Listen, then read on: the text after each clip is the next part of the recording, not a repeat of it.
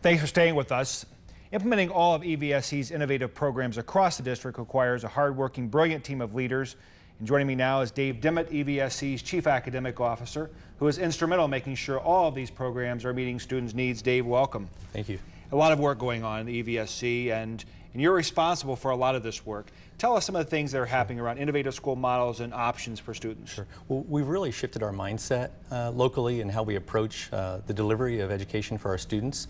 We've looked for more options. We want to empower families to make choices about the kind of learning experience that really matches up with their students' needs.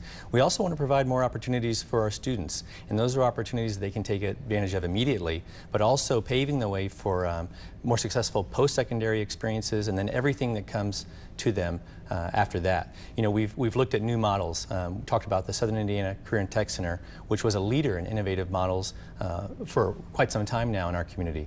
But the New Tech Institute, Early College High School, No Excuses University, Project Child, and I point to the STEM Academy at Helfrich Park Middle School as a great example of this work. That was really one of our first innovative school models to be fully developed at a traditional school within the last 3 years. Well, we heard from Joseph Moats from Alcoa, and one of the things that in all those models you talked about, it's not just a school alone doing that work.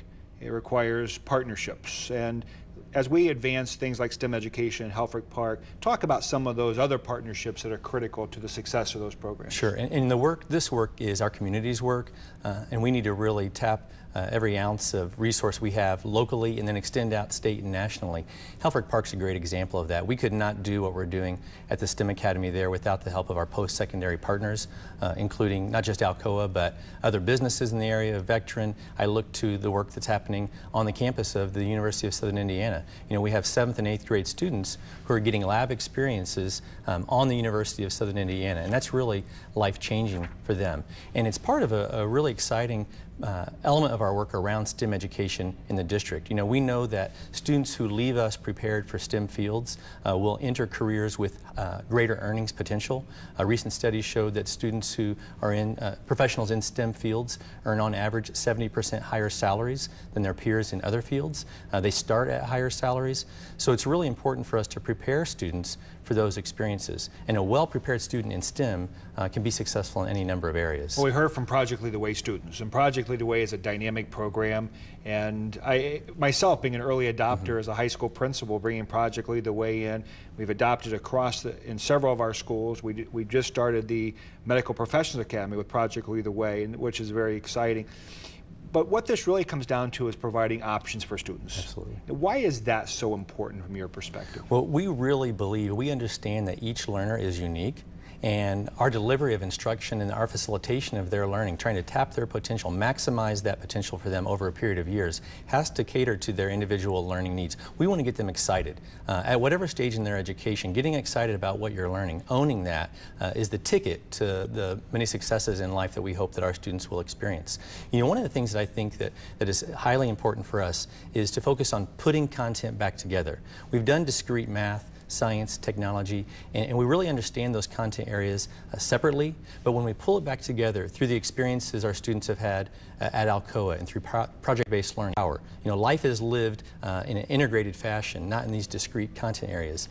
When we apply it in those ways, it's powerful for our students. You know, it's interesting when we hear from students talking about project-based learning and even student surveys talking about projects.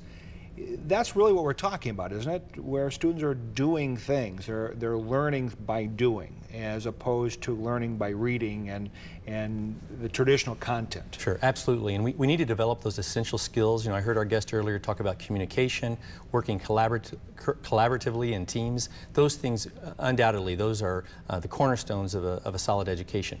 But tying it together in a way that is applied, it makes sense, is relevant, that's the power of our work, and that's what these innovative models bring to our students. In just a few seconds here, Dave, are we getting results? I mean, that's the critical question. Absolutely. I mean, we're getting results. We've seen graduation rates increase. The district made annual yearly progress for the first time.